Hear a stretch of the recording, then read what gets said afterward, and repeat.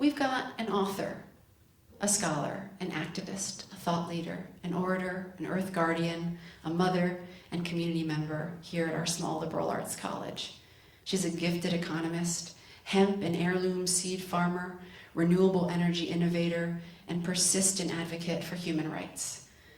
Although many of you know Winona's myriad accolades, I'm just going to share a few things that didn't quite make it into the press release that was shared in town, just to give you a sense of her caliber and just how incredibly fortunate we are to have her with us. She holds honorary doctorates from Minnesota's Augsburg College and the University of Minnesota Duluth. That means that the work that she does is equivalent to receiving a PhD, right? That's pretty incredible, right? To receive 2 of those, wow. She was one of Time Magazine's 50 Leaders for the Future and recipient of Reebok's Human Rights Award. She received the University of California's Spendlove Prize in Social Justice, Diplomacy, and Tolerance. She was awarded the International Slow Food Award for Biodiversity. She is part of the Kellogg Foundation's Solidarity Council on Racial Equity, being recognized as a global change leader in advocacy, the arts, business, education, and media. A regular on Native Roots Radio and author of 8 books, countless chapters and articles, her message is a deep and needed reminder of what it is to have humanity, what it means to be connected to the land, a true message of interconnection and interdependence. I'm going to allow her, of course, to introduce her tribe, her language, and welcome you into her paradigmatic frame of indigeneity and intersectionality, something that our society likely needs a great deal of. She's done this good work for the world for nearly 40 years, much of it emphasizing water protection, Native American land recovery and resilience, and the ways in which cultural practices are tied to the gentle cultivation of landscapes and environmental and climate justice initiatives. She's a graduate of Harvard and Antioch Universities. She lives and works on the White Earth Reservation and is a member of the Anishinaabe Ojibwe and an enrolled member of the Mississippi Band of the Anishinaabe. Let's lean in and listen and be inspired to do our own part in contributing to the interwoven webs of positive change. Thank you. Winona LaDuke, the room is yours.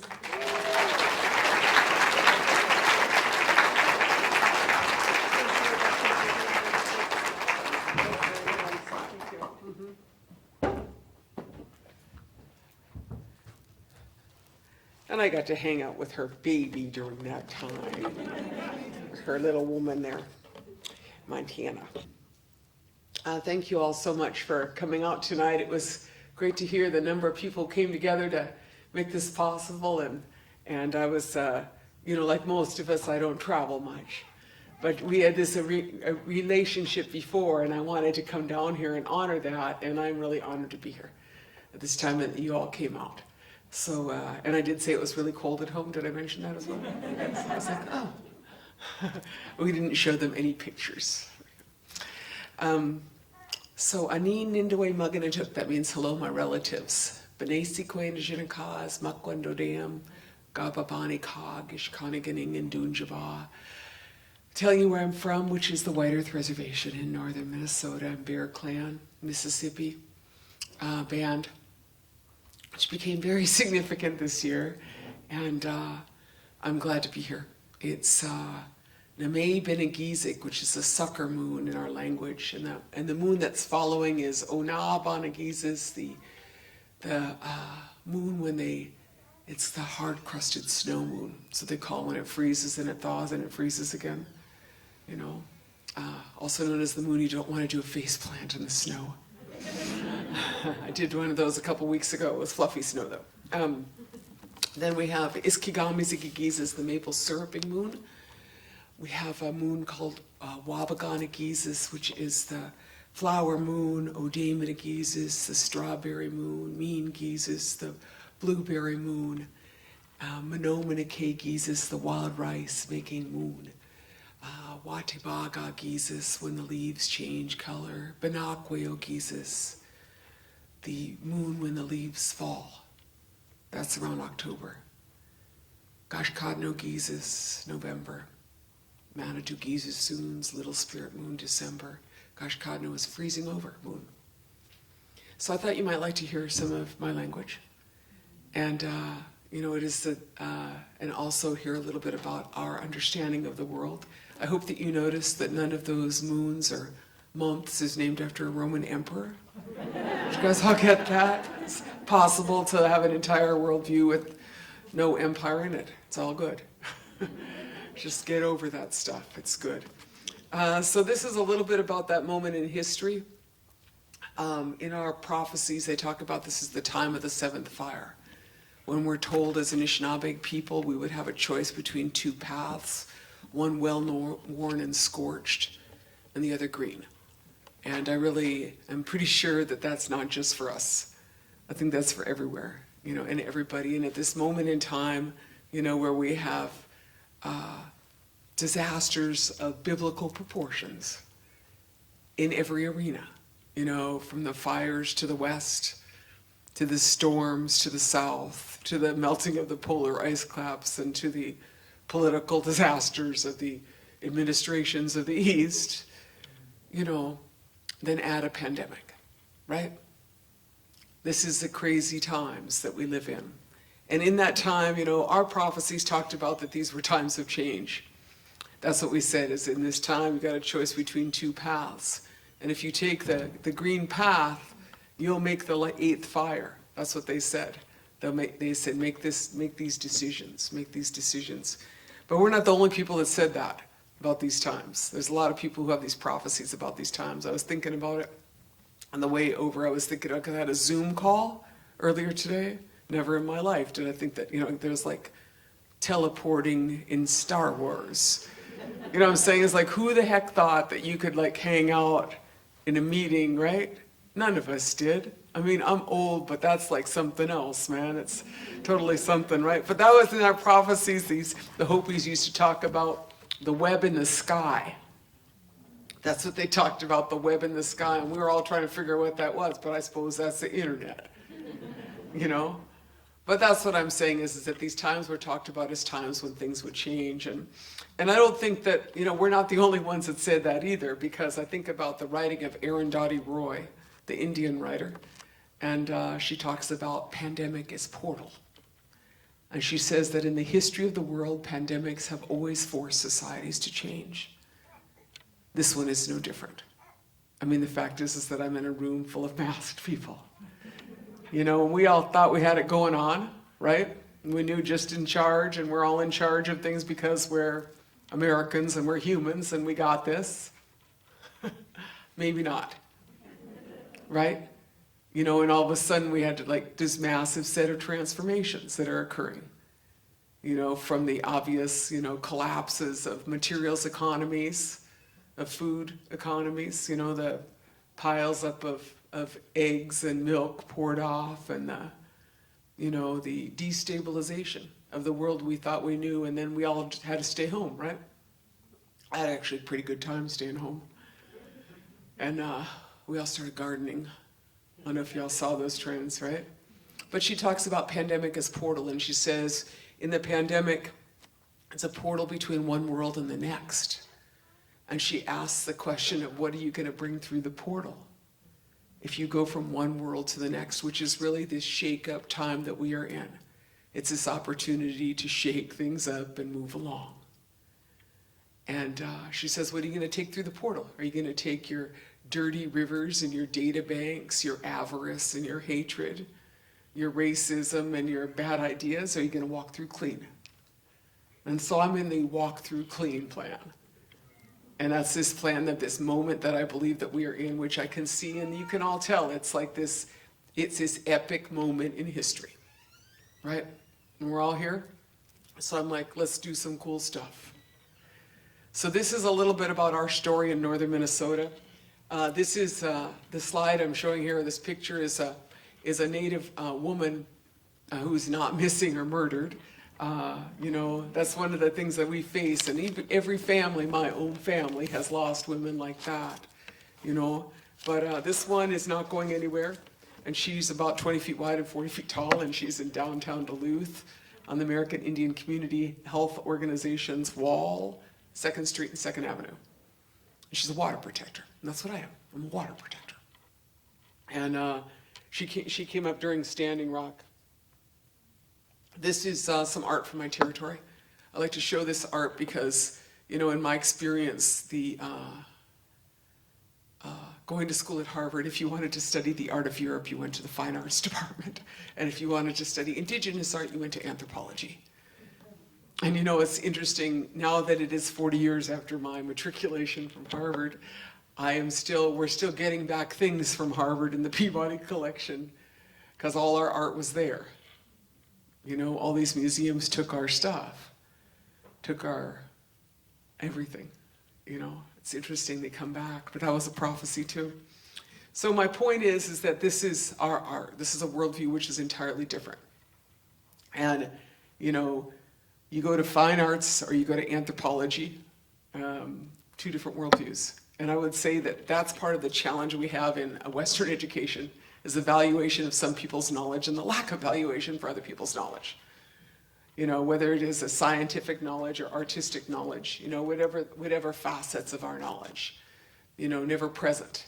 And the fact that this is Catawba College, it would be a great thing if, once again, Catawba people were part of Catawba College.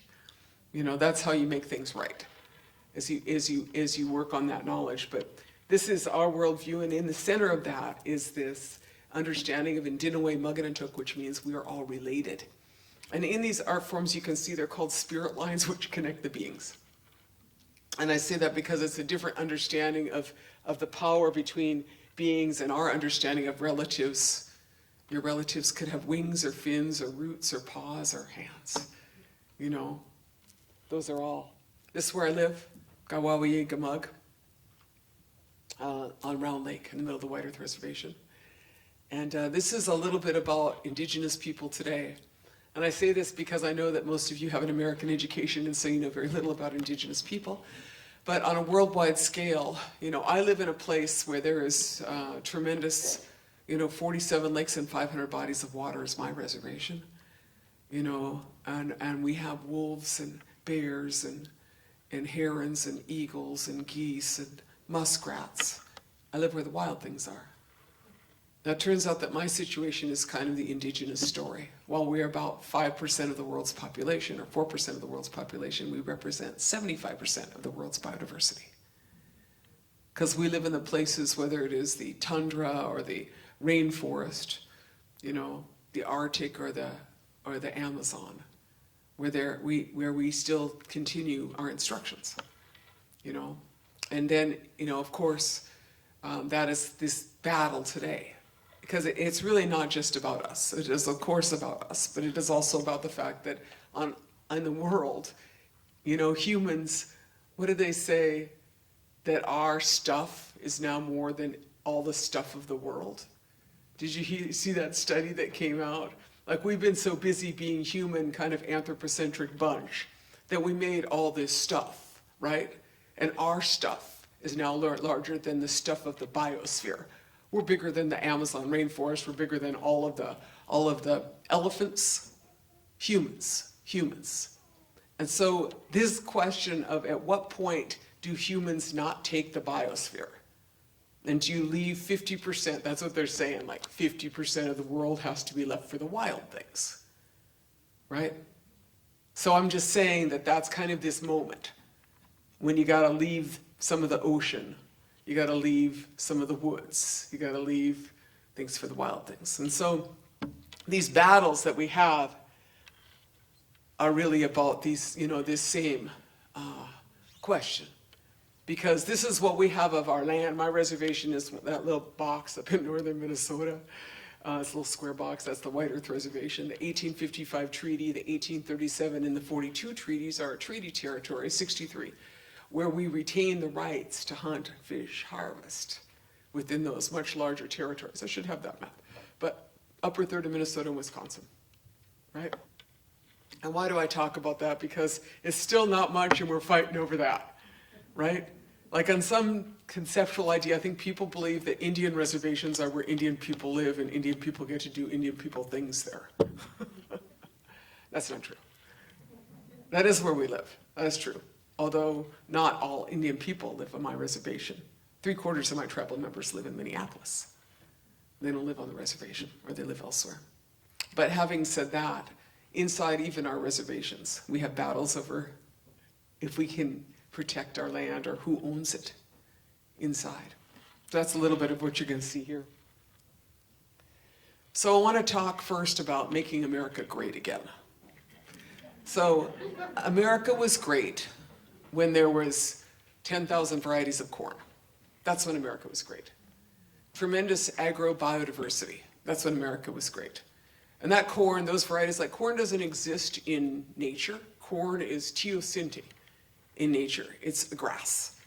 And the grass that turned into corn did so because of the hands of people like me. You know, a lot of them women whose seed selected for thousands of years to create 10,000 varieties of corn. You know, that's like not easy stuff to figure out, right? But you got all kind of different facets of that.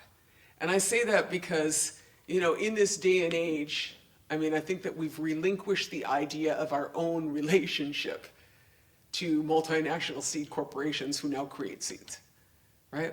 Those seeds were not created by Monsanto or Syngenta. The 10,000 varieties of corn came from farmers from all continents, you know?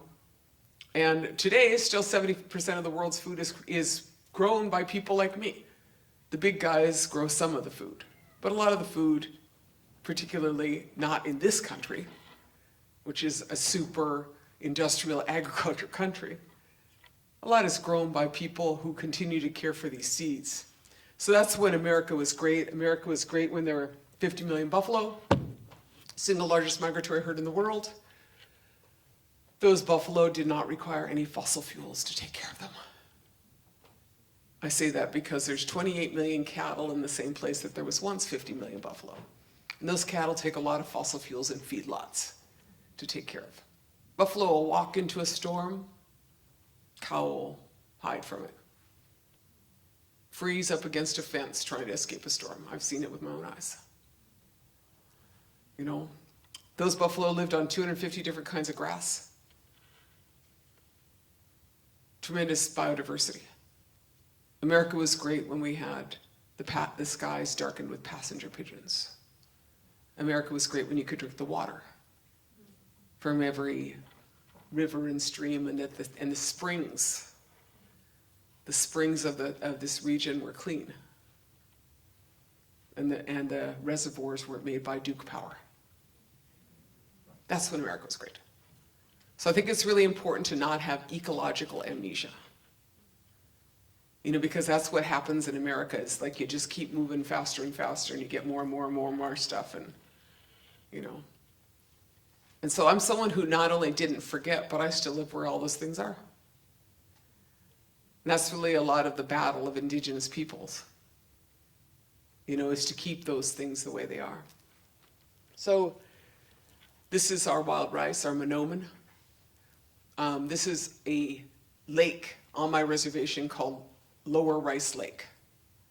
And that is Dawn Goodwin and I, both arrested this past year, standing on a dock in the middle of our lake, right? And that's not a pasture, that's a lake full of wild rice. And all you have to do is take care of the lake. All you have to do is take care of the lake, take care of the water, and the rice comes back each year in succession. It's the only place in the world it grows, is in North America. And all you gotta do is take care of your, you know, water in your lakes. Pretty good gift, huh? So you can, it turns out, live in the same place for 10,000 years and take care of this lake, and you can still eat, you know, from the same place.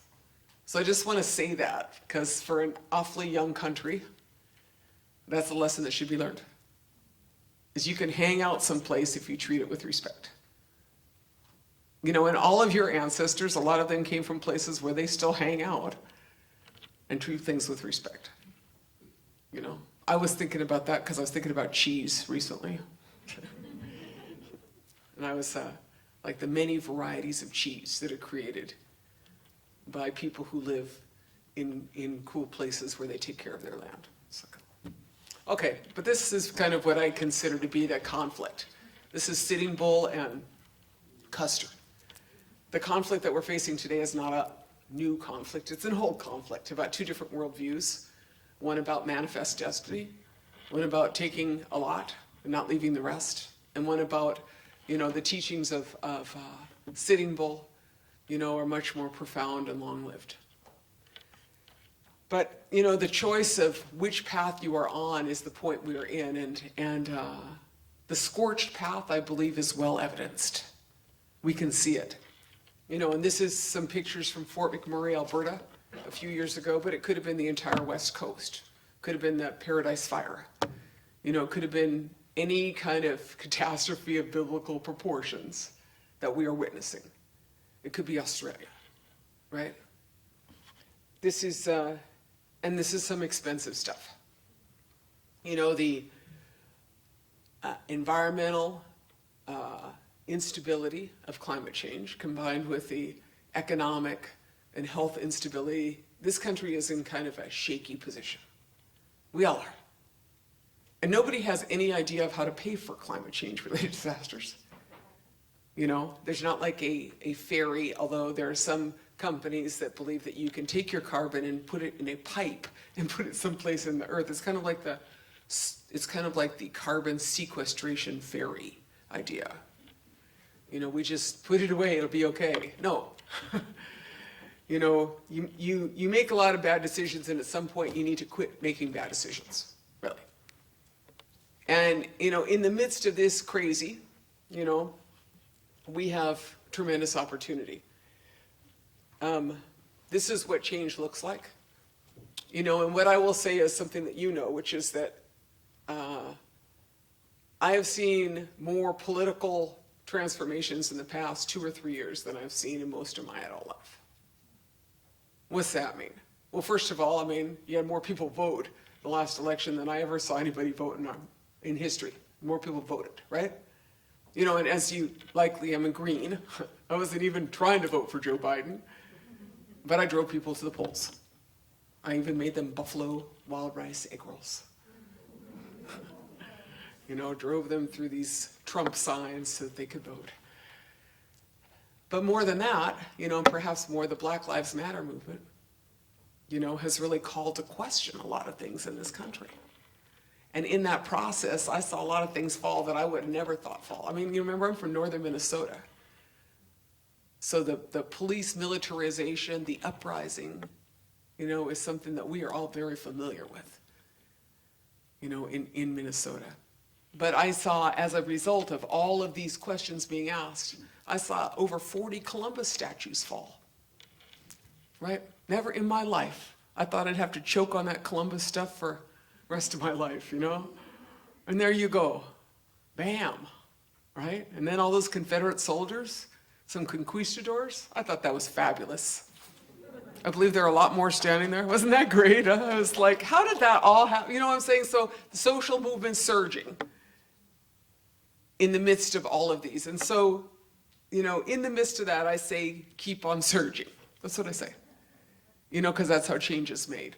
So this is late stage Wendigo capitalism, late stage fossil fuels, what it looks like in terms of your civil rights. This is Standing Rock, 2016.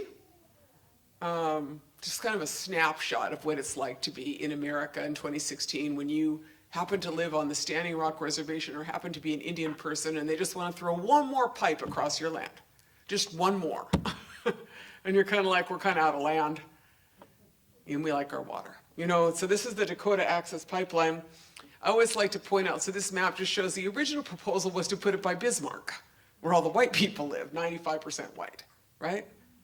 But then they said, no, we could have put those people at risk, so we put it by Standing Rock. So my point is the infrastructure racism that exists in this country is pervasive, right? It's just pervasive. And this is what environmental injustice looks like in 2016. We deal with it in every day in Indian country, in African American communities and Latinx communities. We all deal with it. This is what it looks like when they come with a lot of cops and start arresting you. When they spend $38 million on the police to arrest American citizens and Indian people who are water protectors. This is what it looks like when the rights of corporations supersede the rights of individuals. This is what it looks like in this country. You know, with cases like the Citizen United case, with the, general legal tenet that corporations are considered natural persons under the law. And so one would have to protect the rights of those corporations because they're natural persons under the law. That's what they said, But I just want to point out that a corporation is not a person, because a person has a soul, right? Corporation does not have a soul, is not a person.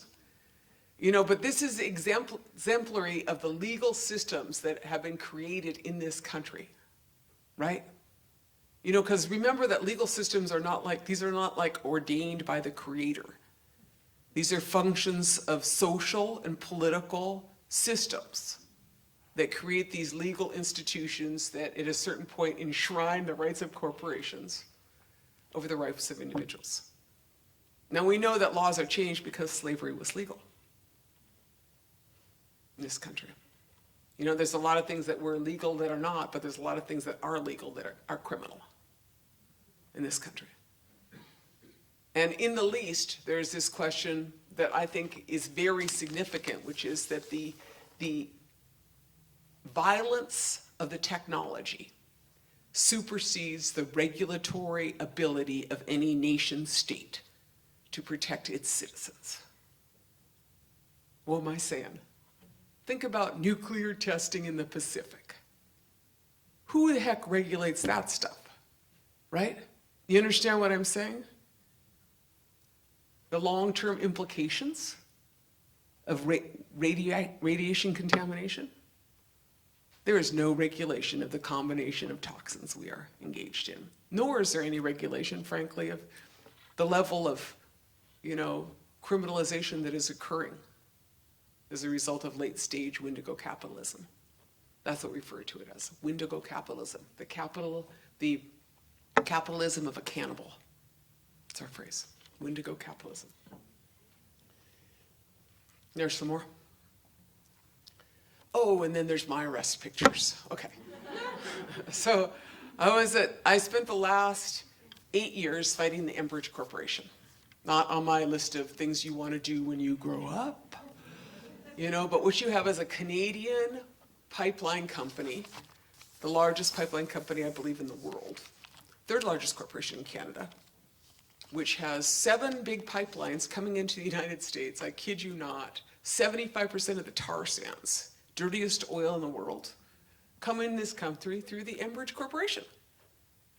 And what happens in this country happened to me. I never thought about pipelines. Nobody thinks about energy infrastructure. We just want Duke Energy to take care of us and let us go plug in and we're good. That whole, kind of like late stage addiction, and I think it's called affluenza, right? Means that we have become these people that like all kind of crazy ideas come out there and nobody pays attention, right? But you're living up there on the White Earth Reservation, minding your own beeswax and, harvesting your wild rice, and then they said they want to put a pipe across that lake. I was like, or just north of the lake. I said, no, you're not. What are you, crazy? You on crack? I mean, first time I heard about this pipeline, I was like, we don't have any oil. What are they doing? Energy infrastructure. Critical energy infrastructure, I think, is what they refer to it now these days. Critical. It's not critical energy infrastructure if a Canadian multinational wants to bring an oil pipeline across its land. It's not even like my infrastructure that they should be able to take it for public domain or eminent domain. What I'm saying is, if it was really eminent domain from the public interest, it seems like there'd be a spigot. Like I could get a little oil, the public could get some oil. The public doesn't get oil. The oil goes through the Enbridge pipes to the Enbridge terminals to some refining. Most of the Enbridge oil is going, half the stuff going out of our territory is going back to Canada to get processed. Crazy equations. And so what happens in late state addiction is that you can't get your fix from anything easy anymore. So oil used to gush from different places like Oklahoma when the Osages had oil rights, right? And then after that, oil would, come in these other, good places to get it. Well, what do you got? It's not easy to get anymore, but you still got this like addictive economy. So you end up doing what's called, it's called extreme extraction to get your fix, right? And so what's that mean? That means you go and you like drill 20,000 feet under the ocean and it's all good until the Deepwater Horizon, right? Or maybe you go over and you frack North Dakota, like blow up the bedrock, put 602 chemicals down there that you don't have to report on because they're exempt under the National Energy Policy Act of 2005. That's some crazy stuff, right? And then you do the tar sands, the dirtiest oil in the world, and you figure out how to like steam them and cook them enough to get them in a pipe with a bunch of dilutant. And then thousands and thousands and thousands of miles. That's like crazy, right? I'm all ready to move on. I don't know about you, but I'm so done with those guys, right? But in the end, you end up with this. This is Enbridge's Line 3. We spent 8 years, attended every hearing. I didn't miss a single damn hearing. Testified, intervened in every regulatory process. My tribe intervened in every process, crossed our T's, dotted our I's, participated, and they shoved that pipeline through. This last summer, they started construction a year ago in December. And they got it through. This last December. This is what the pipe looks like. My point is that we're the green part, but as you see, the crime continues. They're basically holding the whole Great Lakes hostage because they have 50-year-old pipes. This is the problem with not looking at your infrastructure. It's falling apart, right? Then they arrest us. So this is my third arrest photo. I didn't take a photo at every arrest, but anyway, thousands of people came out and put their bodies on the line. 22 rivers that they crossed. They pierced 3 aquifers, stole 5 billion gallons of water, got an appropriation, largest appropriation in the history of the state of Minnesota for water. 5 billion gallons of water in the deepest drought we have known. They put fracking fluids in 28 rivers, and they arrested 1,000 people. And it was all financed by Enbridge. That's the most amazing thing, because learning from the $38 million they spent in North Dakota putting in the Dakota Access Pipeline, the state of Minnesota required Enbridge, the Canadian multinational, to pay for the police of Minnesota. So wait, let me just get this right. You had a foreign corporation finance the police of Minnesota to arrest thousands of people. Y'all get what a constitutional and political and, it sounds like super third world is what that sounds like. Canadian multinationals in El Salvador is what that sounds like. They just sing, and that's what they do. Canadian multinationals kill indigenous people in Latin American countries, mining corporations, renowned. But Minnesota just did it. So they incentivize the policing. They incentivize the arresting. They incentivized all the charging. They spent almost $5 million. We don't even know how much, actually. So that's how much we got so far. And they violated our rights. This is me getting arrested on the Shell River. My tribe appointed me the guardian of the Shell River, the guardian ad litem of the Shell River. And that's where they're crossing the river right there. And those guys behind it, those are my grandkids. Yeah. My little team. There's my little, when they came to get me out of jail. Yeah. I practiced a lot of jailhouse rock with my fellow sisters in jail. There's 7 of us arrested together. Worked on our dance routines. Not, but this is this Enbridge 5.0. They're trying to go across Wisconsin right now. And 2 days ago, the tribe asked the court to rule that, to kick them off, because it turns out the Enbridge Corporation has, that red line is a trespass. For 5 years, they haven't had a permit. I think since 2013. So what is that? 8 years, they haven't had a permit. They haven't had an active easement. And Enbridge said that they have to stay, and they have made these legal arguments, but the tribe said no, and so now they have this dotted line as Enbridge trying to get across Wisconsin by making this giant loop around the reservation. Enbridge 5.0. It's going to be a pitched battle. I understand that my conditions of my court, don't prohibit me necessarily from going to Wisconsin. And then there's this, I mean, it's a threat to the waters of the country. And certainly indocking them in the waters of our territory. And then what they're trying to do is go across the Straits of Mackinac or keep their pipe. And some of you have been watching that. That pipe is 52 years old, or I think it's 52 or 62 years old. This is what the pipe looks like. And last summer they had an anchor hit it. And Enbridge wants to keep the pipe. And the governor of Michigan last May, Governor Gretchen Whitmer, ordered them to close down the pipe, as did the Minnesota Department of Natural Resources. They ordered them to close the pipe, and they said that every day after, I think it was May 13th, that you continue operations, we will consider those profits to be ours, because you're in violation of your easement. And you know what Enbridge said? Really interesting. So the question I kind of have is, they have defied their order. What I'm trying to understand is why it is that these pipeline companies can defy orders. The Dakota Access Pipeline was required to close down by the federal court because they had an inadequate environmental impact statement, and the Dakota Access Pipeline Energy Transfer Partners said no. So it seems that you can just defy federal court orders of the governor, if you're an oil company. So I feel like oil companies shouldn't own us. That's what I feel like. I feel like their party's over. And I know their party's over because we're starting the new green revolution. We're all ready. You guys could take a deep breath. That was the depressing part of the lecture. Now we're on the happy part, okay? Sorry, I have to give the depressing part first. But, how we know that the things are changing is everything I already just described to you. And then plus, who's in charge now? Is Exxon at the top of the S&P? No, they aren't. The oil companies are no longer the big guys. Who's the richest guys in the world? The tech guys, right? The tech guys. Musk, Bezos. The economy is changing, and their power is shifting, and everybody is divesting from them.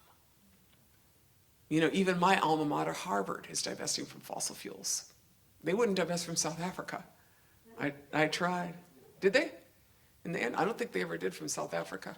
Not to my knowledge, but I know that, I'm looking out there, the Saudi sovereign fund divested. You know what I'm saying is that everybody is dumping their stock in the tar sands. And so the party's over. And so I'm all ready for the just transition.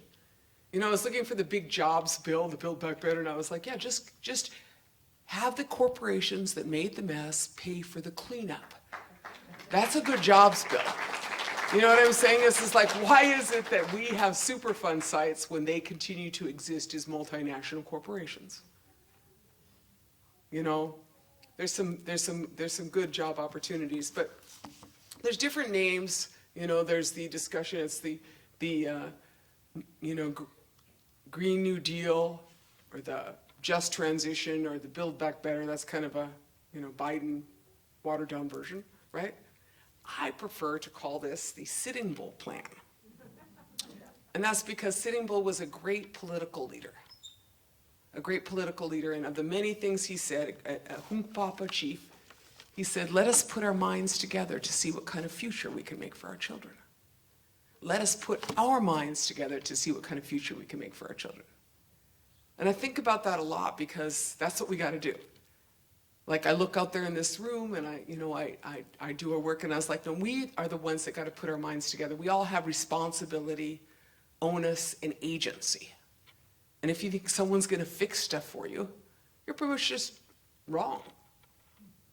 Because you aren't going to like what they come up with. Take it from me. I got you on this one. Make something more beautiful. Who do you want to be in charge of your future? Think some guys in DC? You know what I mean? Let's just not. Don't let Duke Energy define your future, right? So, this is our little idea. This is where I live, my hemp farm. Those are some of those boys. This isn't exactly the same boys in the picture, but this is some of those boys are in the picture, a couple of them. And during the pandemic is portal, all these 15-year-old boys moved into my house. They were like, she has horses. She lives on a farm. we don't go to school anymore. We're going to move in with Granny. So there you go. That's me. I've been living with a bunch of 15-year-olds. And I know. Did I say I was leaving for a few days? This is my 3 days. They sent me a video yesterday of, they had a pony, not to sidetrack, but this is my life. So this 10-year-old comes to visit over the weekend. And I was there for part of it, and then they just sent me the video, but they said, we want Waka to come bronc out a pony for us. Did you ever hear that phrase before? We're gonna bronc out a pony. I was like, so what this is a pony that's not very accustomed to be ridden, right?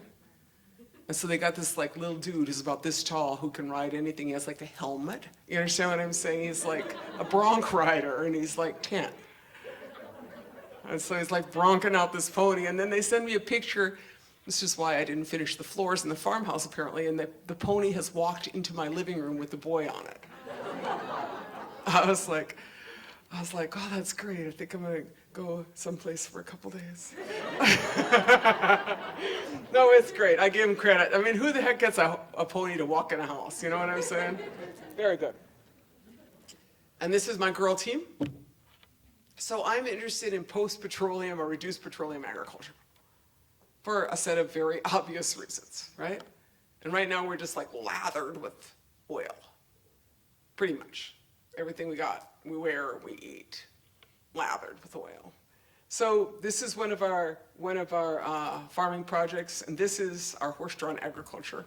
This is just some of it. This is Kara putting in a field of corn with some ponies. You can just see the tail of one of the ponies. That's Orion's tail. And then this is, so mostly horse-drawn agriculture, and then this is us ricing. So I am knocking rice in the front. I have 2 sticks. I'm pulling the rice in over the canoe and going like this, and it knocks into the canoe. And my grandson, one of the avid riders, is pushing me through the rice bed with a pole, push pole, bawa iganuk. And so this is, what post-petroleum food systems look like. We're kind of pre and post, right? And this is what you want to grow. This is potatoes from the Peruvian Potato Museum.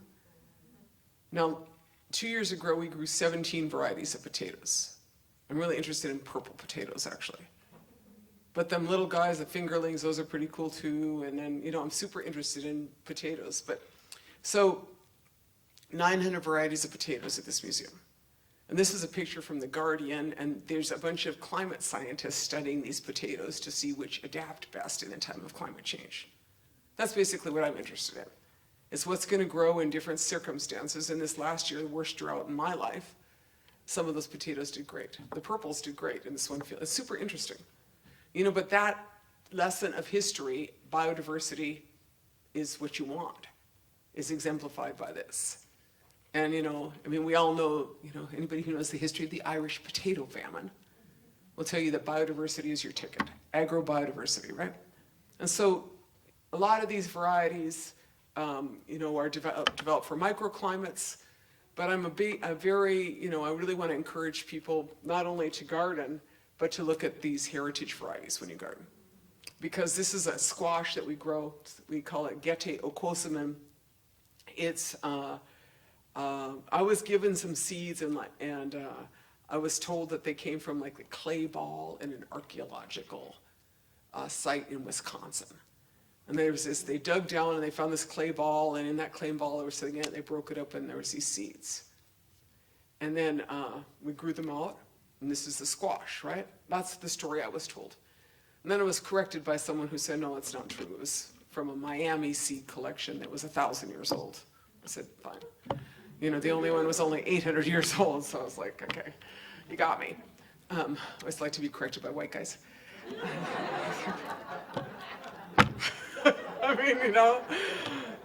It's good, whatever. But my point is that these guys are super prolific, right? And why I'm interested in squash, because squash keep. They're a low carbon food. You know what I'm saying? This is like some stuff you gotta do all that stuff with tomatoes, or or you gotta make cheese with your milk, right? All the great cuisine is from preserving food. Squash, you don't need to preserve a lot. A lot of it you can just keep, right?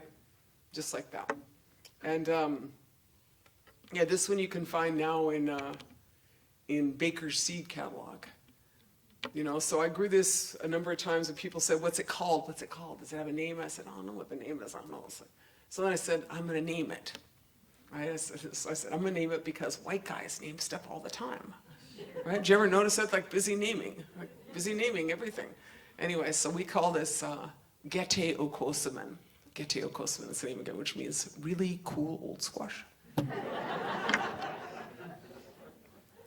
This is a little bit about why you want to eat local, but the pandemic might have taught us a little of that. And that's why there was I think it was like a 40% or maybe a quadrupling of seed sales, huge increase. Because everybody's like, we ain't gonna get no food, we don't know when it's gonna show up, you know. So forced to change, it turns out that we do have agency. You know, and you can do smaller, you can do larger scale, you can, you know, do like, you know, Will Allen and, you know, grow 1 million pounds of food in 3 acres in Milwaukee with growing power. You know what I'm saying is that there's a lot of models of how to do that. And so we encourage a local food system. And then this is my hemp project. So I've been growing hemp for 6 years. Maybe this is my 7th year now. And I actually was teaching a hemp class until now. I'm teaching this intertribal hemp class right now. It's super interesting with Zoom. I have like 40 students from reservations all over. Super interesting. But anyway, I started farming hemp. I was you know, I had heard about it, but I wasn't really a big hemp proponent. I grew corn, beans, squash, potatoes. I didn't ever grow hemp. And then I started growing in 2015. And so I grow fiber hemp. That's what my interest is fiber hemp. And it's called Winona's hemp, and this is my farm, and this is some of my crop. And so it looks like bamboo. And, you know, it's tall, you know, 8 feet tall or 6 feet tall, or, you know, sometimes it's even 10 feet tall. And in that process of getting that tall, a number of things happen. One is it sucks down a whole bunch of carbon, it sequesters carbon at this level that is like unbelievable. It's kind of like, I think how kelp does something similar. It just kind of like consumes a massive amount of carbon, right? And then in that process, it also has to get really deep roots. And so it pulls up all kind of stuff from the soil. So it's known as a carbon sink and also as something which bioremediates heavy metals and different things that are in the soil. It's really the plant to heal Mother Earth. That's what it is. You know, and that's what John Trudell used to say, one of the great leaders of our community who passed away, but he would say that is the plant. And this stuff you can't get high on. I've had a clean 0.3%. You have to be under 0.3%. If you really want to smoke that field, go ahead. You know, it's like dumb. Just go get yourself some 22% THC someplace else. Just come back and visit, you know. I mean, it's like, you know, so this is not, and hemp is so prevalent, you know. I think that, you know, in this country, I mean, hemp is not something that is indigenous to here. It's really indigenous to the Hmong people. That's where hemp comes from. And those people for thousands of years have woven hemp. And, you know, just think about this, that the word canvas comes from cannabis. The word canvas comes from cannabis. And so pretty much, just imagine all of the clipper ships, all of the sailing ship, all the slave ships, all the trade ships, hemp. Everything was hemp. Everything was hemp. Because it's so resilient, like a much stronger tensile strength than cotton. Very resilient. So hemp was a very prevalent industry, but it was criminalized in this country. As we know, beginning in the 1920s is when things started to come down with the Marijuana Prohibition Act. 1937-38 is when there was a heavy push down. And in that process, you know, people say it's super interesting being a grower because it's kind of like, I don't know if you've heard of that movie called Who Killed the Electric Car? It's, I mean, there's a movie called Who Killed the Electric Car, but the point is that they're back. So it's like, back with kind of a vengeance, I would say. But it's like the same thing with the hemp. Who killed the hemp industry and where'd it go? because Minnesota used to have 11 hemp mills, not a lick. You know, they pretty much wiped the slate clean, and a lot of the motivation for why the industry was killed was because of big business. I mean, if you were a lumber baron and you figured out that you could grow, 4 times as much hemp as you could in an acre of trees in, 20 weeks or 10 weeks as opposed to 20 years, whoa. You know what I'm saying is that they had predicted that by 1940, that all paper would be hemp. That was one of the predictions, right? Henry Ford, what I'm saying is it's so versatile.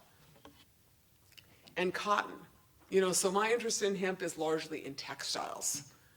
And in that it's because I sew and because I've been in textiles most of my life. But, cotton is, I saw some cotton today, actually. That was pretty cool. I'm gonna go collect myself some cotton balls from down here. I saw some, but cotton is about a quarter of the world's pesticides and agricultural chemicals and 4% of the world's agriculture. Some toxic stuff. And so what if you could grow stuff that didn't require all that, right? And the rest of the things we wear are, by and large, made of fossil fuels. We were slathering it. When I was a kid, they called it a petroleum byproduct. They don't even pretend now. They just say, oh, it's polyester, that's normal. It's not normal. So this is hemp.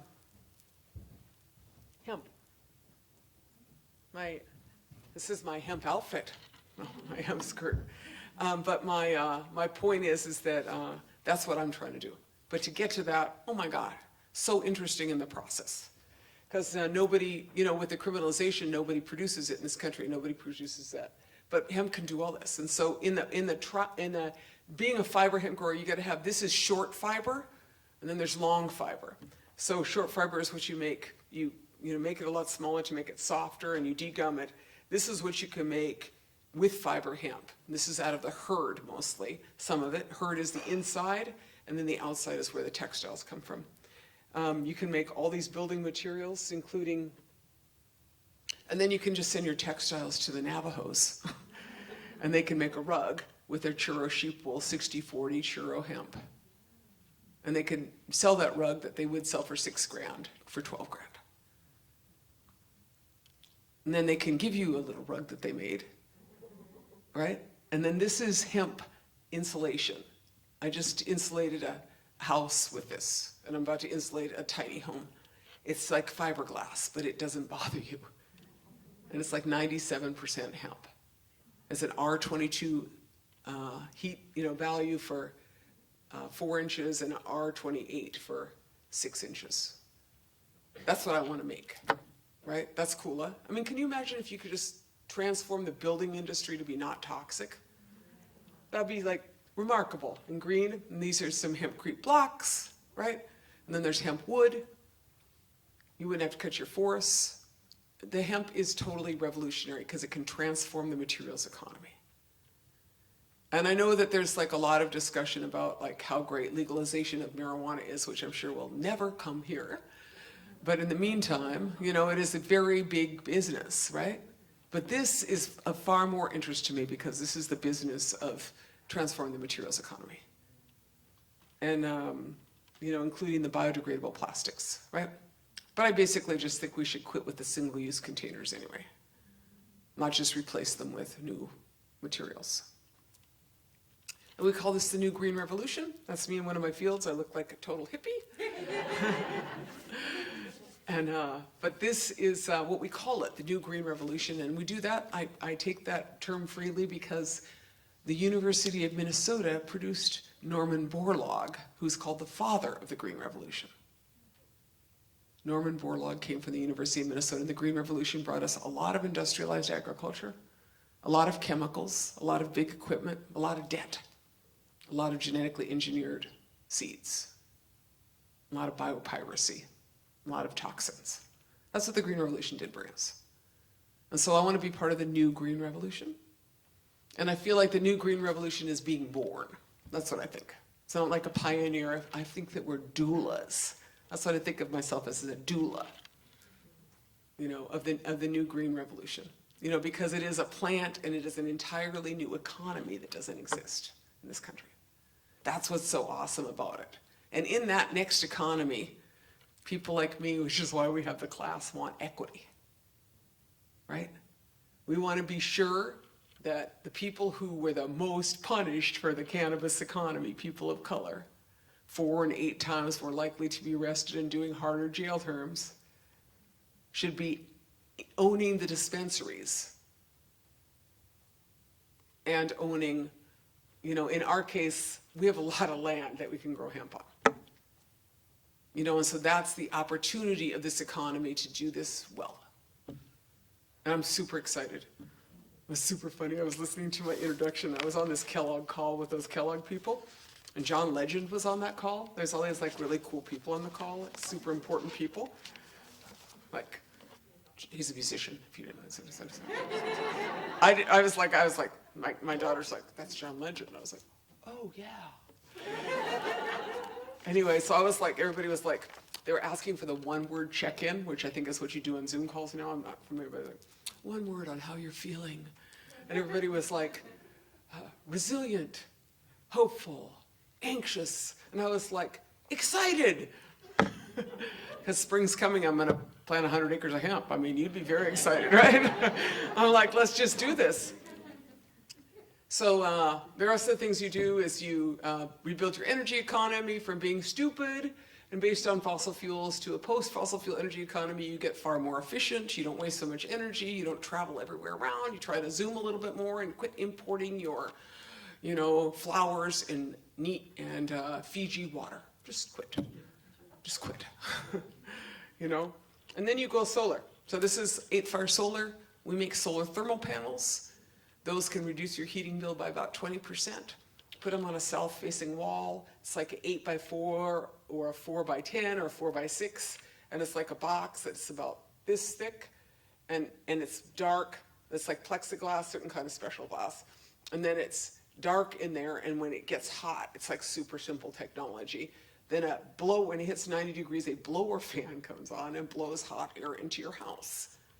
And where we live, that's one of the main uses of energy, is heat. And so if you could reduce your heating bill by any amount, that's awesome. So this is some of us installing in my housing project. You're going to see some pictures of that later, and then this is us building them. And so we've been building them for four years now, and we just moved into a new facility because we just moved our hemp plant into the facility that the solar people used to have. And the potential is great. This is a little bit about wind energy in Indian country, but it turns out that Indian reservations are the windiest place in the country. Go figure. So we should be able to get some power for that, And a lot of them are already totally tripped out on, energy infrastructure from all the bad energy decisions that have been made, right? So you have access to generating facilities for coal plants that are getting closed down. And then, but without getting too tangential, I just want to say, I am a proponent of renewable energy, but we just need to quit using so much. Because people say that you can't meet present demand with renewable energy. And I would say, this is Lawrence Livermore Labs study that says that it turns out that we waste 57% of the energy in our system between point of origin and point of consumption. How do you do that? 80-year-old coal-fired power plants? How do you do that? Long lines of power generators? You know what I'm saying? Long electrical lines. How do you do that? Gas lines in, Boston that leak. How do you waste energy? You would do it in America. We have a D in energy infrastructure. That's what you do. So how about if we fix stuff? Use less. Rebuild energy systems, which is a massive reconstruction program. So you have community solar. You have solar thermal on houses, right? You have energy efficiency, and you do, that's what you got to do. You can't just try to meet demand. It's kind of like feeding an addict, right? What you need to do is deal with the addiction, which is super inefficient. And then you need to transform your transportation system. These guys call the Backbone Campaign or Solutionary Rail You know, you guys used to be a big rail town, right? You still are? Not so much. But, you know, I mean, the thing is like, the United States, like, we have a rail system that'd be an embarrassment to Bulgaria. I mean, first world, really? This is a totally not first world for infrastructure. It's like built by a bunch of corporate pigs. You know, let's just be honest about it. The most efficient way to move stuff over a distance is rail.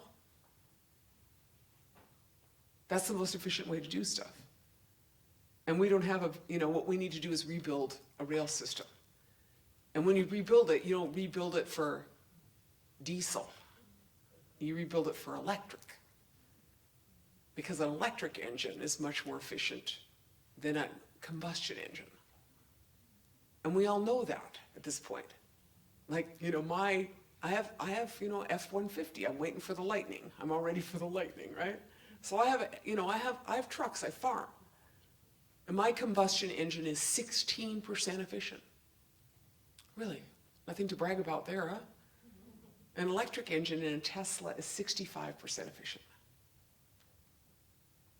So what kind of dummies hang out with a 16% efficient engine, right? Americans who have corporations tell them that this is the way it is. No, the rest of the world is not as inefficient, right? But I'm proud to say that I arrived here in a Tesla. My first time, right? First time I ever arrived someplace in a Tesla. I was like, that's very cool. But this is called solutionary rail, and that's a picture, and it's like they're powering it on renewables. It's distributed energy, and the energy is feeding into the line, and a lot of it is direct current, which is even more efficient. And this is some maps of how far you could go if you had solutionary rail. A lot of those are Indian reservations because they took all kind of land for land grant colleges and railroads from Indian people. And then here's kind of the case for work we could do. There's always the US hanging in there at 1% electric trains. You know, so this is what I'm saying is like the opportunities to like do a massive infrastructure project in this country are quite apparent.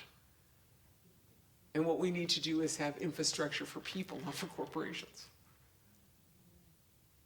You know, I'm all excited about all these things, electric rail and then the renewables. So this is my friend Winona LaDuke. She's up in the village, Lubicon. She's a Lubicon Cree woman in the middle of the tar sands, and she completed her master's thesis from the University of Victoria a few years ago, probably about 8 years ago now. And she asked me if I'd be on her master's committee. I was like, oh, how great is that? And so for her master's project, she installed 20 kilowatts of solar for her village to power her health clinic, which although it was in the middle of the Alberta tar sands, had a diesel generator to power their health clinic. Do you understand like how backwards and colonial that situation is? Like, that's Canada. You know, quit telling me that Canada's a nice country. They're horrible. Tar sands oil and, you know, killing tens of thousands of Indigenous people in their residential schools. They're horrible. But, you know, I mean, some people for their master's thesis might do a review of the literature, you know what I mean? Or someone do a feasibility study, but this one put up the whole project. That's cool. And that's how change is made, you know? And then this is a bigger picture. This is a Navajo solar project. This is 26 megawatts. Right? That's what change looks like. Does it just start happening, you know? And I think the woman who is responsible for this is now the Indian Secretary of the Department of Energy, Wahala Johns. We'll see what she does. And then this is my village, back to my little town. This is the same housing project that had that solar panel on it. This is my little HUD housing project, War on Poverty Village. And one of those is my niece. Two of those are my nieces, and then one's an intern. But we decided to paint up our housing project because what do you do with a 50-year-old HUD housing project? It's not going to get changed anytime soon. So I was inspired by Balmy Alley, I think it's called, in the Mission District of San Francisco, where they have painted everything. I was like, let's just paint up our housing project and Maybe people will come see us and we can sell them Indian tacos. By halfway through the year, I think we'll get that. But, so I told you that story because that's kind of about my village. And kind of my theory is that if we can do it, anybody can do it. That's my theory. Because we don't really, we're not a rich community, right? Everything you don't want to have, we have. Nobody really cares about us, frankly. We do, but let's just be honest, politicians don't care about us, right? So if we could do all that stuff, I feel like anybody could do all that stuff, right?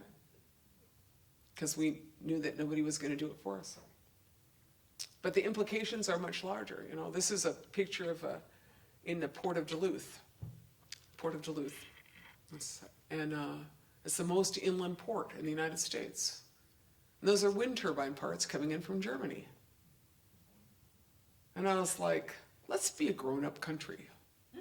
Let's make stuff here. Right? Globalization is vastly overrated, particularly in a time of fossil fuel crisis.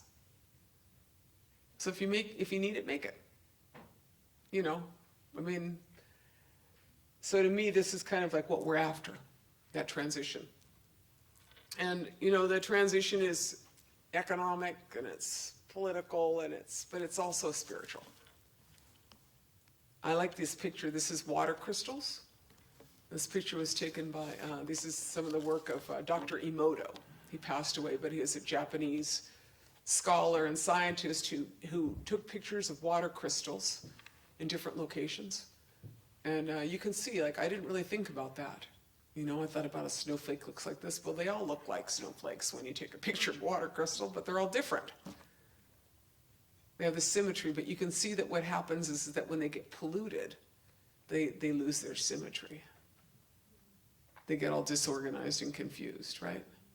But then if you look at the pictures down on the bottom, I think the bottom right, is when you pray, they get better.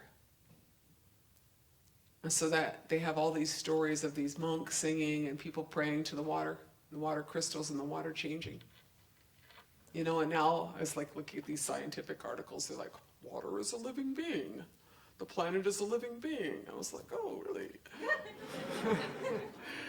But what is my point? My point is that do your best to pray hard. Things want to heal.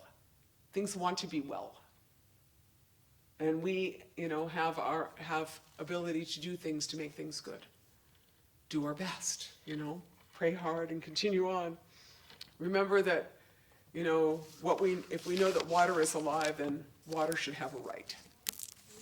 So this is Evo Morales, the former president of Bolivia, until the lithium coup of Elon Musk. But I understand he's back down there in Bolivia. Not Musk, but I believe that Evo is. Having said that, in 2008, the Ecuadorians passed the rights of nature as a part of their constitution, Pachamama, recognizing the rights of Mother Earth. In 2010, the Bolivians did the same thing, enshrining the rights of Mother Earth as a part of their constitution. The countries which have taken this lead, indigenous-led countries, basically taking indigenous thinking and indigenous jurisprudence and replacing, the jurisprudence that came from the papal bulls. Because that's where those legal systems came from, the papal bulls and the Pope. That's where the American system came from. The rights of dominion are not an indigenous concept. That's a colonial concept. Terra nullius is not an indigenous concept. Empty land, no, that's a colonial concept.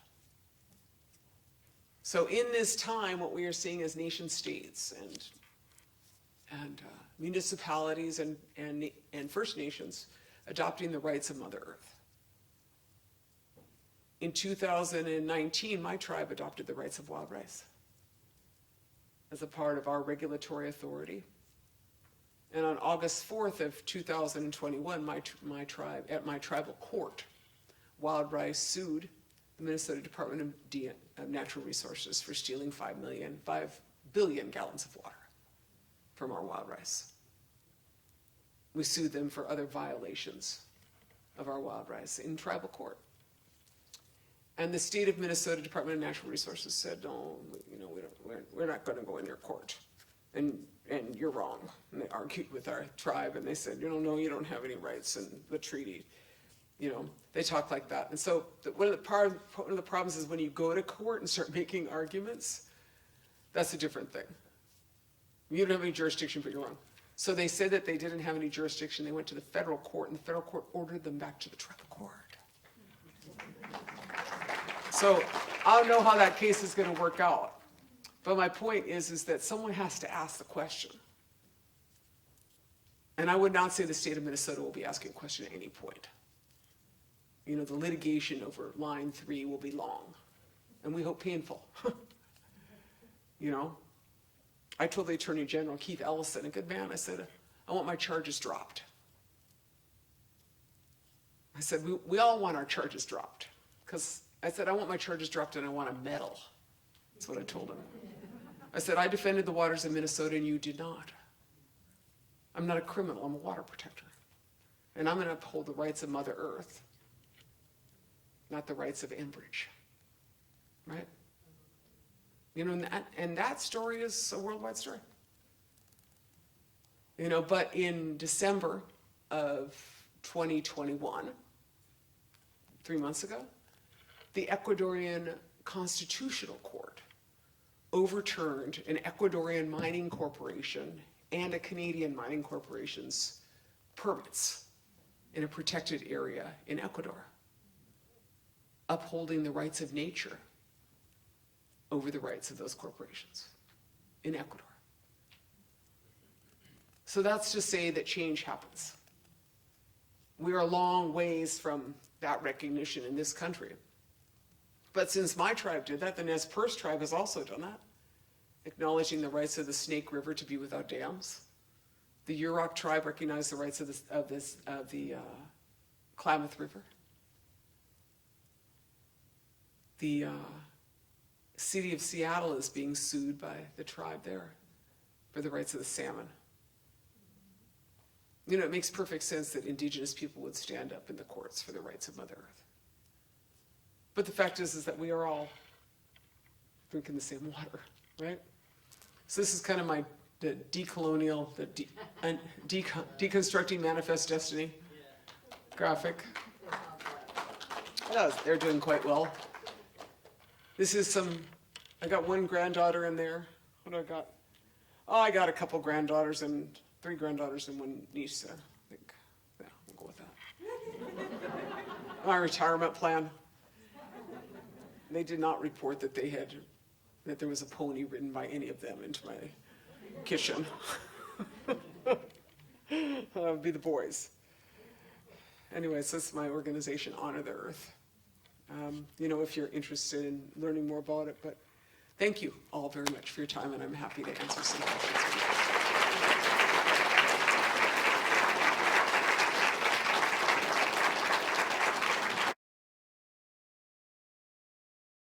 Would you mind a couple of questions? No, not at all. How are you doing? Does anyone have a question? We could take a couple of questions. Let me just do a quick time check. She's doing yoga. I feel like. Question? Yeah, go ahead, Bailey. So for the you were talking about the fracking, and so for the fracking, you mentioned that they were pumping down 630 something chemicals. Are these all new chemicals that they made so that they can just bypass any regulatory laws? Because that just seems insane. Okay, so the question was, is fracking really all these chemicals that go down? Yeah, it is, and it's a bunch of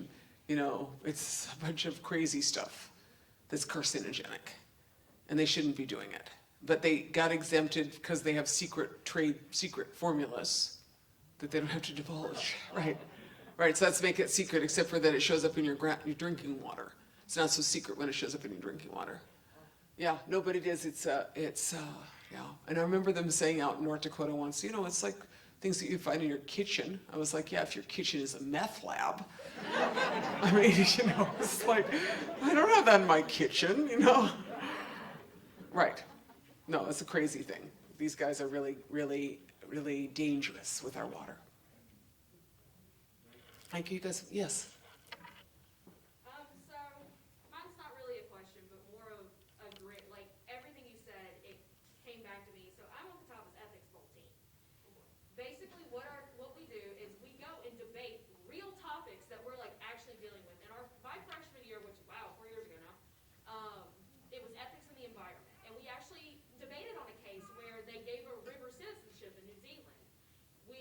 They granted Right. the rights of a person. We actually talked about 2 years ago. We talked about cloning of animals and how bad agriculture is, and it made me so mad to see how many like people would come in from a business perspective and be like, yeah, but that's like we had someone agree with fracking and say, oh well, it's a way of life. I was like, there's a lot of things that are a way of life, but that's not okay. And like it's so good to hear somebody be like, yeah, it's okay to disagree with everybody. It's okay to even get arrested for what you believe in that case. Because like I'm tired of feeling, especially my generation being told constantly, it's your generation that's gonna fix things. It's you that can fix things. It's so glad to see someone else be like, oh, I'm gonna do it too. Because it's so discouraging to feel like everything's resting on us. It's so discouraging, and we're so fearful. And like we get told, well, you go back home and it's like, oh, well, you went to college and became a liberal. It's like, no, I went to college and realized what you're doing is wrong. What you're doing isn't sustainable. What you're doing is bad. And it's just like constant beatdown after another. And I wanted to say thank you so much for this, because it gave me so much more hope for what I can help change in the future. Yeah, thank you so much. Thank you for saying that. Yeah. You know, I mean, I laugh and I call those kids my retirement plan. You know what I'm saying? If you got that many, they better be doing something. That's all I gotta say, right? You know, these are grandkids. I'm on the grandkid department now. That's all like, you know. But we're in it together, you know, and that is for sure. And then, you know, it's this really interesting intersection, like where I feel like we all have a lot of, you know, we have a lot of powers that we don't use, that we relinquish. We give up our power. We give up our power politically. We give up our power in terms of, I mean, democracy is not a spectator sport. You know, you give up your power in every kind of agency. But at the same time, I feel like that part of what you have to do is just do it.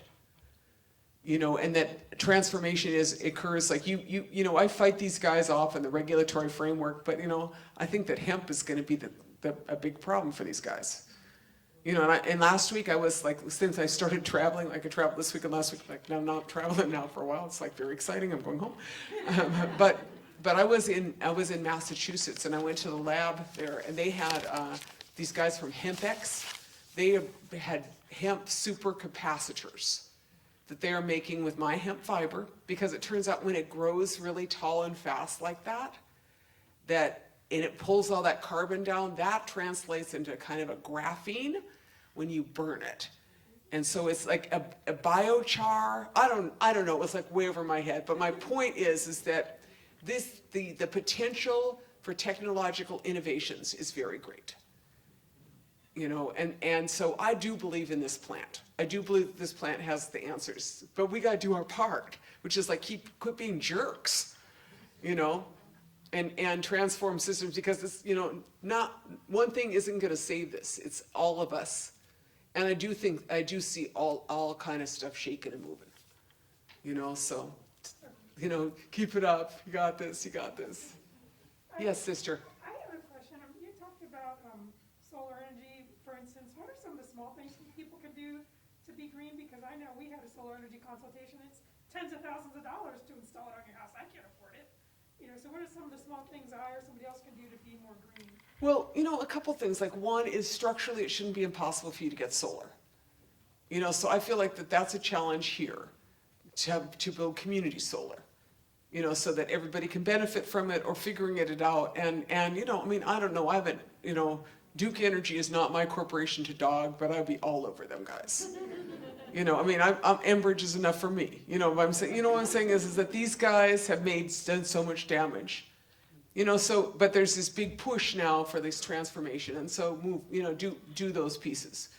You know, And on one hand, I'm gonna say what I think about all the time, which is like, I mean, everybody sees, I'm like kind of, I'm not obsessive, but I did kind of lose it on someone last week about the little creamers. Do you know what I'm talking about? Like if you like cream in your coffee and you have to have 8 of those little plastic creamers to get it to the right color, it makes you feel really horrible because you have all that plastic. Does anybody else have these feelings with me?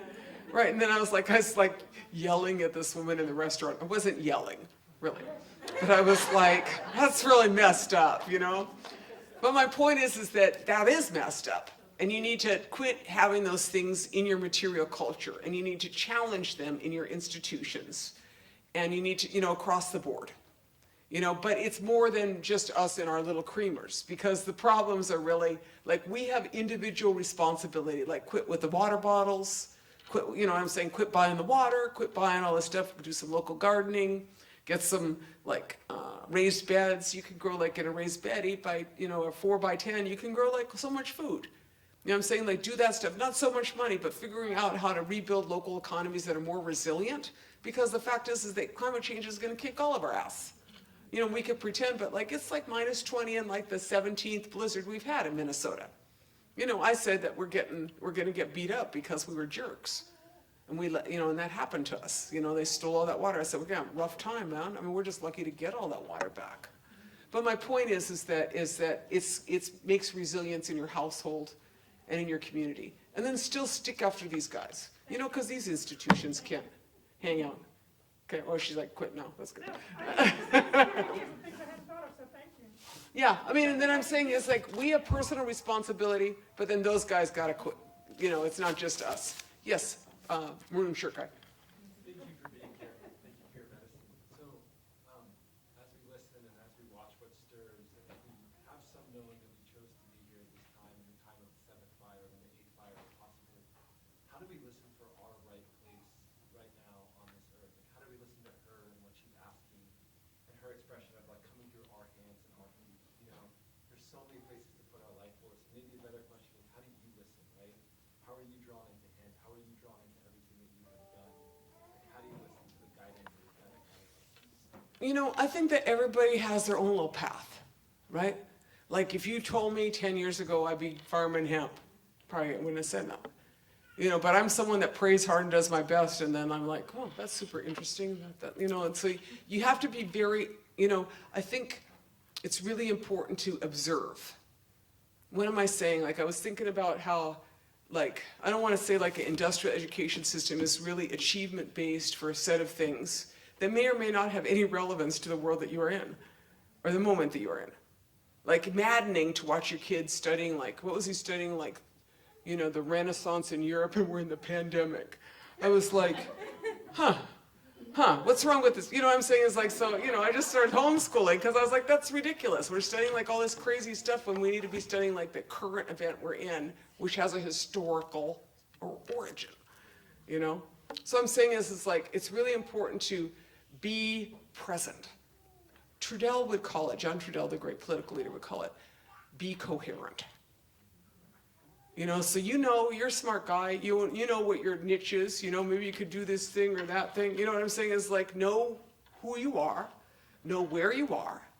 It's and be, and then think about it. Pray hard, don't be super because you got to be long haul. You got to be long haul. This is not a lot of people want it solved like that. Don't get solved like that. You got to hang in there. Look at us. They hate us. They did arrest us and they ran that line, man, but they hate us so bad. Because, because we ain't going to let them forget it. What I'm saying is you got to be persistent, even if they beat you. They beat us on that round, but, I was like, no, I'm sorry, man, we're not going anywhere. We're going to dog you. But then the other thing is fight the bad guys, but do something far more joyful. Half of the reason that, we're so much more fun than them. It's what I'm saying? It's who wants to hang around with you guys? At the hearings, the Enbridge guys would come in and they looked like they were all wearing khakis and blue shirts. Sometimes because I came to know the project managers after all these years. I'd be texting Paul, I'd be like, ooh, nice outfit, Paul. You know, like, we all come in, we all got kind of hair and jewelry, and we got cool music and stuff, you know? You know what I'm saying. So be the cool team. Yeah. So where do you think we could learn and even source more native plants for our area? For native plants? Well, like the Seed Savers Exchange has a lot of them. There's a whole bunch of like Johnny's or even like that Baker Seed. They have these heritage varieties. And you guys have a super long growing season compared to me. You know, you can grow all kind of cool stuff. So figure out what kind of grows in your area, and then you start growing it and you learn from it. You know, but just be attentive, because it's like having a child or something. You gotta like pay attention to your plants, you know. But there's a lot of good sources, you know. Thanks though for your question. Yeah, in the back, the red shirt. Good evening, I'm June Blotnick, I'm the director of Clean Air NC, and we're an environmental advocacy group in North Carolina. So for you, North Carolina Native Plant Society, big and they already know, solar energy, you know, what's happening right now in North Carolina is our Utilities Commission is putting together a carbon plan. But unfortunately, they're having Duke Energy create a carbon plan. And so there's a whole process this year. If you're interested in getting engaged, we're going to be doing a webinar all about the carbon plan. So Clean Air NC. And I just want to thank you. Wow, I've been doing my job as a director for 17 years, and I learned so much tonight. And so I want to thank you for that. North Carolina did have a hemp program for a while, and so we did have some farming of hemp, but our legislature stopped the program. I was going to ask you about the market for hemp. Does Minnesota incentivize hemp or do anything like that? And is it because you're on the reservation that you can grow it and not have to worry about the legislature? Right. I mean, and I think that part of this speaks to, like, I heard what you said about the PUC, and those guys just gave me a headache. They're so corrupt. Public Utilities Commissions are so corrupt, you know, across the board. I haven't seen one that isn't corrupt. It's just baffling, the decisions they make. And so that's like kind of what I think the term is regulatory capture, when multinationals control or corporations control your systems, right? You got it. We all got it across the board, right? And so on one hand, intervene, keep fighting them. I mean, we've got big challenges in our system because everybody just witnessed what went down between George Floyd and Line 3, the militarization of Minnesota and the racism involved in Minnesota, right? Very clear, very clear. You know, but at the same time, you know, our strategy is basically the tribes are going like full board solar. You know, I mean, I'm organizing basically tribal communities to just kind of like keep moving because we don't have as much dysfunctional stuff. However, in the hemp, my tribe doesn't have a hemp policy. I grow with the state permit. The state of Minnesota, very progressive, you know, and basically because there were 11 hemp mills there. And so they're like, you know, let's just take a look at this. But they've been very good. You know, I was in the first batch. There were 7 of us, and there's like 800 now. I'm still hanging in. And then I'm just fiber hemp girl. And there isn't like a lot of incentives for it because that economy is just getting developed. And the questions that I'm asking, like what I'm interested in is equity. And so I'm interested in, and you know, today I was on this call developing an intertribal hemp. And what is it called? An indigenous hemp cooperative. You know, for farmers like me, who may not have access to markets to buy their, you know, crop and or to build then value-added markets. Like, because someone needs an insulation plant by us, right? Because if you're that cold, you should be making hemp insulation, right? And the Navajos should definitely have one. You know, so it's super interesting. So that's what I'm working on with a bunch of people, is the development of the value-added processing. And it's just nascent and emerging in this country. But over the next 2 years, it's going to take off just like this. I mean, when those batteries, the hemp, you know what I'm saying? This is like, if we can figure out first supercapacitors, that's what they're calling us. And then, you know what I'm saying, is the emergent technologies that are so essential. And then ensuring that, you know, us as producers, we are there. and have the value added industries. So that's huge and exciting, super exciting, emerging, but everybody who was going to make $1 million on hemp and CBDs didn't. Kentucky, same thing. I was like, yeah, y'all, you want to go get greedy. And if you were just like thinking, be hang in there like this, that's us. Anyway, I think I'll pick a couple more questions and I'm going to go quit because I think I'm supposed to eat. Is that right? She promised me she's going to feed me. Yes, in the back, sister. Yes, so I was interested when you talked about like transformation of like different systems. I was wondering, what do you think like a transformation as far as like the economy would look like away from capitalism? Because I feel like the fear is that if we move away from capitalism, everything's just going to collapse when that's not necessarily what's going to happen. I think that the transformation is happening. And I think that, I would say that there are a lot of economic systems besides the one we have. And I think that it's most important to figure out like what a circular economy is, which is an indigenous economy. Like how do you not make waste your largest product? That'd be great, wouldn't it? Because that's really nothing. It's a totally linear economy in this country.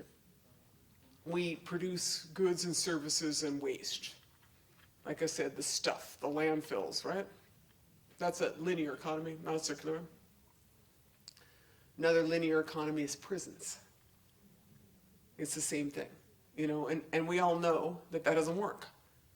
So what we want is to reaffirm community, and we want to reaffirm local economies. And I actually live in an economy that has a lot of trade in it, and it has cash. But I live in an economy that has a lot of trade in it. And so, in an economy in itself, means like household well-being. So what am I saying without getting all I'm just saying that there's a lot of different ways to do things. And I think the more that you base them on your community and then you build, in the privilege of my life, I've seen a lot of resilient communities that are happy and they're scaled appropriately. Right-sized is important because I think that the teachings of the economic system of the economies of scale, make more of them, it's cheaper. Well, that's actually completely bullshit. What I'm saying is you can, but then there's all these diseconomies, right? Which is all the toxic waste and the child labor and the transportation costs, Yeah, you can make all kind of models up in capitalism where you externalize all your costs onto people that look like us, right? And if there was real full cost accounting in capitalism, you wouldn't have these corporations acting the way they were. They don't do full cost accounting. They don't account for they load those expenses onto society. So I think a hard look at what they're talking about and, figuring out how to make a healthy circular, economy or how to rebuild economies. Our community lived a long time up there. A lot of trade, a lot of wealth, You could live good. And the other thing just fundamentally is there's this whole discussion about gross domestic product versus gross national happiness indexing. I don't know if you've ever seen any of that, but what I'm talking about? It's places like Bhutan, or there's a lot of places they're really happy. We're not actually happy. I feel pretty happy, but you know what I mean? As a country, we're not, Okay, I'm gonna take one more question. I'm gonna kick out of here because I want to go hang out. Where did that little girl go? Did she leave me? Yes. I want to thank you so much for being here and for everything that you've done. I've, for a long time, really appreciated the spirituality of our indigenous people and their compassion for the earth, and recognized what a different nation we would be if we had come humbly to work alongside the indigenous people instead of dominating the continent and the people. So I'm really looking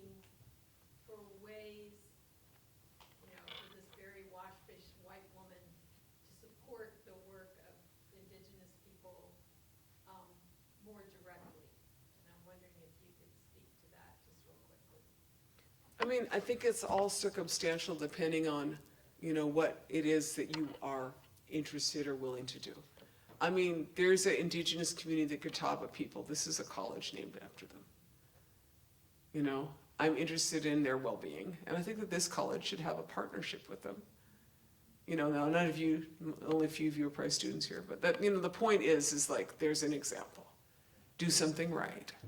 And then in this larger picture, I mean, our organization is a nonprofit, Honor the Earth. I mean, there's a lot of organizations doing good, solid work. And then there's a lot of, times that you can like do some political action. You could write a letter to Governor Walz and say, drop the charges. 81,000 people wrote letters so far. I was like, that's what you do. You let them know that's not okay. Keith Ellison is afraid of losing his job. I was like, no, I actually don't want Keith Ellison. I want Keith Ellison to remain Attorney General. I want Walz to wake up. But what I'm saying is that there's all kind of possibilities for political action. And there's there's many different ways, to participate. I mean, 10,000 people came to northern Minnesota last summer. I was like, it's very nice, it's warm, at a certain point it gets warm. And there's a lot of good work. But, I'm not sure you're happy that you can email me at Honor the Earth, or, if you guys are interested in more stuff. But our stuff, there's a lot of cool indigenous organizations doing great work. Some are saving seeds, some are raising buffalo. Some are educating youth. There's a lot of good ways, and I mean, I think that part of it is just kind of like, I think this is this opportunity that we have in this moment to try to do the best thing together. Because there's we all live here. We all live here, and it's worth sticking around. But to do that, you got to take care. So, I mean, to me, that's one of the best things people can do, is just help us change the systems that mess stuff up. So thank you all so much again for your time. Appreciate it.